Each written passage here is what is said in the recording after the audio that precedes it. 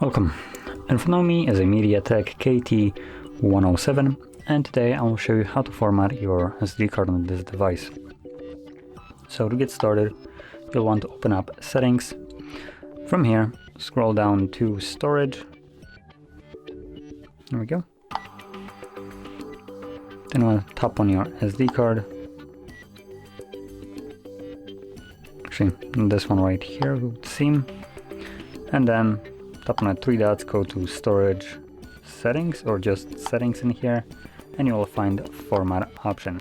Now once you do that, it gives you a message that formatting will remove all the data from the card, so if there is anything that you would like to keep on that card, do back it up beforehand, otherwise you will lose it permanently. Now, assuming you have already done it, or you simply don't want to, and select Erase and Format, this will begin the process, which only takes a couple seconds, at which point, once it's finished, the card will be ready to be used once more, as it is right now. So click on Done, and you're finished. And if you found this very helpful, don't forget to hit like, subscribe, and thanks for watching.